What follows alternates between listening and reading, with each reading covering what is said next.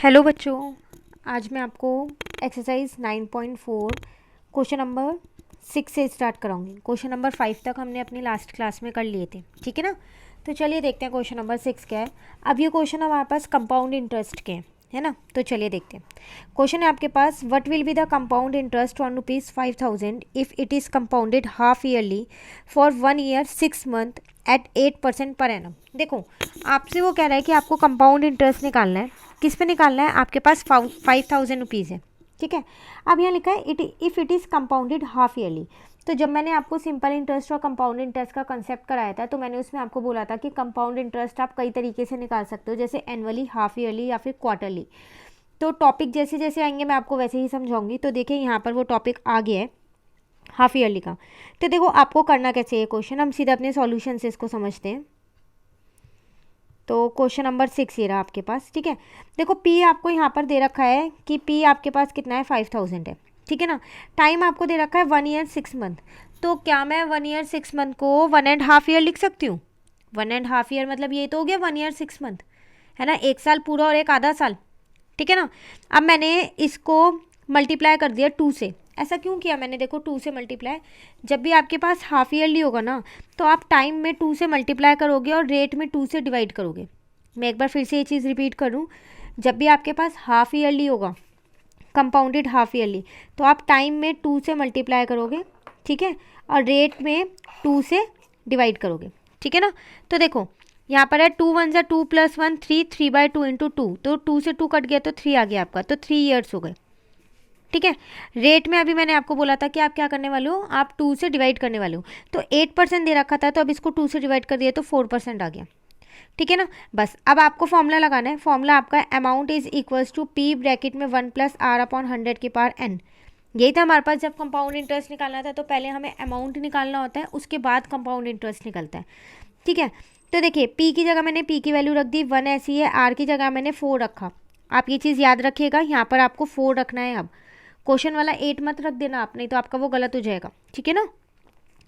तो अपॉन में 100 ऐसी है, और एन जो है मेरे पास 3 था, 3 मैंने निकाला है। मेरे पास तो 1.5 ईयर था, ठीक है सॉरी। तो मैंने यहाँ पर 3 निकाल दिया। अब मैंने क्या किया, 1+4/100 का बेस सेम कर दिया, तो 100 + 4/100 आ गया, ठीक है ना। तो ये क्या बन गया, 104/100 की पावर 3। इसका मतलब 104/100 3 बार लिखा है। तो देखो मैंने यहाँ पर वही चीज़ 3 बार लिख दी है, ठीक है। मैंने 2 0 से 2 0 कट कर दी, तो बचा 50 × 104 × 104 × 104, ठीक है ना। अपॉन में 100 × 100 ऐसी है। इस पूरे को मैंने सॉल्व कर लिया। देखो मैंने तो डायरेक्ट कर दिया ये कैलकुलेटर से, लेकिन आप लोग इसका क्या करोगे, आप इतना बड़ा डायरेक्ट मल्टीप्लाई तो नहीं कर सकते हो, आप इसको कट कर सकते हो 104 को 100 से, ठीक है। तो जब आप कट करोगे तो कितना, 52/50 आएगा। फिर आप 2 से कट कर सकते हो। जब तक आप इजीली कट कर सकते हो आप इन्हें कट करते रहना, ताकि आपकी जो डिजिट्स है वो छोटी हो जाए और आपको मल्टीप्लिकेशन और डिवीजन करने में थोड़ी आसानी हो जाए, ठीक है ना। तो यहाँ से आपका अमाउंट आ गया है 5624.32, ठीक है। अब मेरे को अमाउंट नहीं चाहिए था क्वेश्चन में, मुझे सिंपल इंटरेस्ट चाहिए था। तो सिंपल इंटरेस्ट होता है मेरे पास A - P। अमाउंट मैंने अभी निकाला, P मुझे क्वेश्चन में पहले से ही दे रखा था 5,000, माइनस किया, मेरा आंसर आ गया, ठीक है ना। तो ये था आपके पास वो क्वेश्चन जिसमें आपको कंपाउंड इंटरेस्ट दे रखा था हाफ ईयरली। ऐसे ही अभी हमारे पास एक क्वेश्चन क्वार्टरली का भी आएगा, ठीक है। चलिए देखते हैं कौन से क्वेश्चन पे आए हैं हम। क्वेश्चन नंबर 6 हमने कर लिया है। क्वेश्चन नंबर 7 अब हम देखते हैं। देखो आपसे वो कह रहे थे interest earn on ₹20,000 at the rate of 20% per annum for 1.5 years if compounded half yearly, ठीक है। ये एक केस है।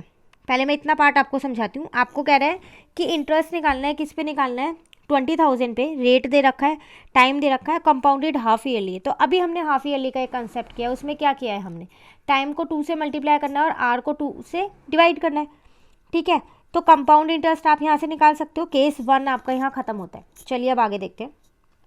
Is how much more than, कह रहा है ये कंपाउंड इंटरेस्ट कितना ज़्यादा होगा the simple interest earn on the same amount. अगर ये जो सेम अमाउंट है 20,000, ठीक है, ये मैं सिंपल इंटरेस्ट पे लगा दूँ, सिंपल इंटरेस्ट से इसका इंटरेस्ट निकालूँ, पी भी सेम है और आर भी सेम है। तो इसका मतलब यहाँ पर आपको ना 2 इंटरेस्ट निकालने, एक कंपाउंड इंटरेस्ट और एक सिंपल इंटरेस्ट, ठीक है ना। तो देखो कैसे निकालेंगे। क्वेश्चन नंबर है हमारे पास यहाँ पर 7। केस 1 में देखो मैंने कंपाउंड इंटरेस्ट से निकाला है, अब वही सेम तरीका है, आर को 2 से डिवाइड कर दिया, टी को 2 से मल्टीप्लाई कर दिया है, ठीक है। सेम उसी पैटर्न से मैंने यहाँ पर कंपाउंड इंटरेस्ट निकाल लिया, वो मेरा आया 6620। सेकंड केस में मुझे यही सेम चीज़ सिंपल इंटरेस्ट से निकालनी थी, पी आर टी मेरा सेम था, तो पी की जगह पी रखा, आर की जगह 20। गलती से भी जो आपने 2 से डिवाइड किया है ना 10, वो वाला मत रखना, क्योंकि हाफ ईयरली, क्वार्टरली और एनुअली ये सिर्फ कंपाउंड इंटरेस्ट निकालने का कंसेप्ट है। सिंपल इंटरेस्ट निकालने में कोई ऐसा कंसेप्ट नहीं लगता, उसमें सिंपल एक फॉर्मूला लगता है P into R into T, जो कि हमने यहाँ लगाया हुआ है, ये रहा। तो जो क्वेश्चन में पी आर टी दिया होता है ना, वो हम यहाँ रखते हैं, ठीक है ना। जो हम निकालते हैं मल्टीप्लाई डिवाइड करके, वो कभी भी हम सिंपल इंटरेस्ट में नहीं रखते हैं, ठीक है। तो चलिए, मैंने इसको सॉल्व किया तो मेरा सिंपल इंटरेस्ट 6000 आया। अब आप एक बार ध्यान से देखिए, सिंपल इंटरेस्ट 6000 है और कंपाउंड इंटरेस्ट 6620 है। देख के आपको पता चल रहा है आपका कंपाउंड इंटरेस्ट ज़्यादा है ना, कितना ज़्यादा है। तो अगर मैं माइनस कर दूँ तो मुझे पता चल जाएगा कितना ज़्यादा है, तो वही चीज़ मैंने यहाँ पर किया, माइनस कर दिया तो मेरा आंसर आ गया। और मुझको यही बताना था कि मेरा कंपाउंड इंटरेस्ट सिंपल इंटरेस्ट से कितना ज़्यादा है, ठीक है ना। चलिए क्वेश्चन नंबर 10 देखते हैं, ठीक है। क्वेश्चन नंबर 10 है आपके पास यहाँ, पहले एक बार क्वेश्चन रीड करके समझ लेते हैं, फिर आंसर करते हैं। देखो, अगर इस चैप्टर में आपको इन क्वेश्चंस की हिंदी अच्छे से आ गई है तो आप बहुत आसानी से सारे क्वेश्चंस कर सकते हो, ठीक है। अच्छा, क्वेश्चन नंबर 10 नहीं, क्वेश्चन नंबर 8 पे हैं हम, है ना। तो क्वेश्चन नंबर 8 और क्वेश्चन नंबर 9 मैंने आपको नहीं करवाया है। क्यों नहीं करवाया है, ये मैंने सिर्फ आपको इसलिए नहीं करवाया है कि जो क्वेश्चन नंबर 8 है ना, वो तो आप खुद करने वाले हो, होमवर्क में है वो क्वेश्चन आपके पास। क्वेश्चन नंबर 9 आपको नहीं करना है, ये आपको कट कर देना है, ठीक है। चलिए क्वेश्चन नंबर 10 देखते हैं। क्वेश्चन 10 है आपके पास, find the amount and the compound interest at the rate of 10% per annum for 1.5 year on a sum of 8000 when compounded quarterly। चलिए, अब हमारे पास क्वार्टरली का कंसेप्ट आ गया। तो देखिए, सबसे पहली बात तो क्वेश्चन में टी दे रखा है 1.5, आर दे रखा है 10%, पी दे रखा है 8000। मैं अमाउंट निकाल सकती हूँ पी ब्रैकेट में 1 + r/100 की पावर n करके, लेकिन यहाँ पर है कंपाउंडेड क्वार्टरली। तो क्वार्टरली में क्या करें, तो देखो आपने हाफ ईयरली में क्या किया था, आपने हाफ ईयरली में टाइम को 2 से मल्टीप्लाई किया था ना, और रेट को 2 से डिवाइड किया था। क्वार्टरली में आप क्या करो, टाइम को 4 से मल्टीप्लाई कर दो और रेट को 4 से डिवाइड कर दो, ठीक है ना। तो देखो मैंने यहाँ वही चीज़ की है, 1.5 × 4। क्वार्टरली का मतलब आपको पता है क्या होता है, मैं आपको पहले इसका मतलब बता देती हूँ, क्वेश्चन तो आप कैलकुलेशन खुद से कर ही सकते हो। फिर देखो, क्वार्टरली का मतलब है कि अगर मैं आपको बोलूँ क्वार्टरली बेसिस, इसका मतलब आप 1 ईयर में 3 मंथ एक साथ काउंट कर रहे हो। तो जनवरी, फरवरी, मार्च एक बार में, ठीक है। तो और क्या कहते हैं, सॉरी, जनवरी, फरवरी, मार्च, अप्रैल, ठीक है। तो क्वार्टरली 4 महीने ये ले लिए हमने, ठीक है ना। ऐसे ही फिर आगे के 4, आगे के 4, ठीक है। तो 4 मंथ्स होते हैं, इसलिए हम इसको 4 से मल्टीप्लाई और डिवाइड करते हैं। तो अब आपके पास देखो, मल्टीप्लाई कर दिया 6 आ गया, डिवाइड कर दिया तो आर भी आ गया, ठीक है। तो यहाँ पर मैंने क्या किया है, अमाउंट ही निकाल दिया है, p + 1 + r/100 की पावर n है। p की जगह p, r की जगह r, n की जगह n, सब कुछ पुट कर दिया मैंने यहाँ पर, ठीक है ना। अब मैंने यहाँ क्या किया, इन दोनों को प्लस कर दिया है, तो ये मेरा आ गया है 102.5/100। 6 टाइम्स लिखा, इसको सॉल्व किया। कैलकुलेशन आप कर सकते हो खुद से जैसा आप चाहो। मैं फिर बोल लूँ, मैंने ये डायरेक्ट कैलकुलेटर से करके लिख दिया, लेकिन आप इन्हें कट करके लिखना। आपको पता है कि ये दोनों नंबर्स 5 की टेबल से कट हो रहे हैं। कौन कौन से, 102.5 और 100। तो पहले आप पॉइंट हटा के नीचे 0 लगाओगे, उसके बाद कट करोगे। कट करना आप लोगों को बहुत अच्छे से आता है, ठीक है। तो शॉर्ट करके करना, ठीक है ना। मुझे CI निकालना था, है ना। तो CI निकल गया, A - P कर दो। जब आपको A निकल जाए आपका, तो बस P में से उसको माइनस करना होता है और कुछ नहीं करना होता, ठीक है ना। चलिए, आज की क्लास का हम लास्ट क्वेश्चन और समझ लेते हैं, क्वेश्चन नंबर 11। उसके बाद जो बाकी के क्वेश्चन है ना, वो हम अपनी नेक्स्ट क्लास में करेंगे। क्वेश्चन है आपके पास, how much time will it take for ₹5000 to become 5618 at 6% per annum compounded annually. देखो, वो आपसे कह रहा है कि कितना टाइम लग जाएगा 5000 रुपये को कितना होने में, 5618 होने में, अगर 6% का इंटरेस्ट मिल रहा है आपको, तो टाइम लग जाएगा। टाइम मतलब, इसका मतलब आपको n निकालना है। कंपाउंडेड एनुअली की बात कर रहे हैं, तो उसमें n ही मेरे पास टाइम होता है, तो n आपको निकालना है। तो देखिए क्या क्या दे रखा है आपको। A आपको यहाँ दे रखा है 5618, ठीक है, और P दे रखा है 5000। कई बच्चों को ये कन्फ्यूज़न रहती है कि इसमें A कौन सा है, P कौन सा है। तो देखो बेटा, एक चीज़ हमेशा याद रखना कि P हमेशा छोटा होता है और A हमेशा बड़ा होता है, और होगा भी। ये कोई रटने वाली बात नहीं है। A क्या है आपके पास, A है जितना पैसा आपको मिलेगा, तो पैसा हमेशा बढ़ के मिलता है। मैंने आपको याद है A और B का एग्जाम्पल बताया था, 10,000 रुपीज़ लिए, फिर उसने 11,000 दिए, तो एक्स्ट्रा पैसा मिलेगा ना ए को। तो ए मतलब अमाउंट हमेशा मेरा ज़्यादा होता है और प्रिंसिपल कम होता है, ठीक है ना। चलिए जल्दी से क्वेश्चन देख लेते हैं हम अपना।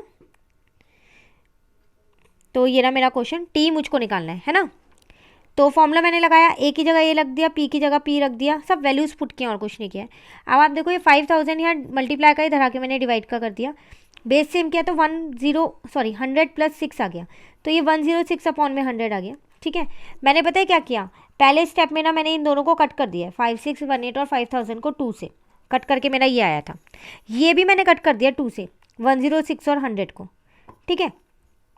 अब पता है आपको क्या करना है, आपको दिख रहा है ना यहाँ पर n है ये पार, इसको हटाना पड़ेगा। तो कैसे हटाना पड़ेगा, तो आपको ये देखना है कि जो ये 2809 और 2500 है, ये किसी का स्क्वायर या क्यूब होते हैं, और डेफिनेटली ये किसी ना किसी का स्क्वायर या क्यूब निकलेंगे ही निकलेंगे।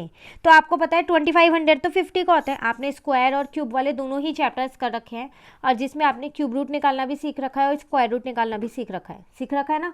तो वही सारे मेथड्स इनके अंदर यूज़ करने हैं, आप कोई से भी मेथड से निकाल सकते हो, वो आपकी मर्जी है, ठीक है। 2500 तो 50 का होता है, तो 50 × 50 करोगे, 50 का स्क्वायर होता है ना 2500, इसका मतलब ये ऊपर वाला भी किसी का स्क्वायर होता है। किसका होता है, कैसे देखें, तो क्या करना है, देखो यहाँ 50 है ना, तो यहाँ 50 आया, इसका मतलब ये 53 का स्क्वायर होता है, क्योंकि यहाँ पर 53 लिखा है, ठीक है ना। तो ये शॉर्टकट है, इसको हर क्वेश्चन में अप्लाई मत करना, मैं सिर्फ आपकी कैलकुलेशन थोड़ी ईजी करने के लिए कर दूँ कि आपका टाइम बच जाए एग्जाम टाइम पे, ठीक है ना। तो 53 अपॉन 50 है, तो यहाँ पर भी आप 53 अपॉन 50 लिख दो का होल स्क्वायर।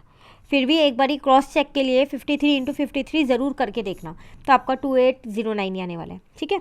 चलिए कट कर दिया मैंने, बेस तो पार नीचे उतर गई, एन कितना आ गया 2, और आपको शायद एन ही निकालना था, तो आपका टाइम कितना आ गया 2 ईयर्स, ठीक है ना। तो ये थे हमारे आज के कुछ क्वेश्चन नंबर 11 तक हमने कर लिए हैं, बाकी के क्वेश्चन हम अपनी नेक्स्ट क्लास में करने वाले हैं, जब तक आप इतने क्वेश्चन को कंप्लीट कर लीजिए, ठीक है। Thank you, have a nice day.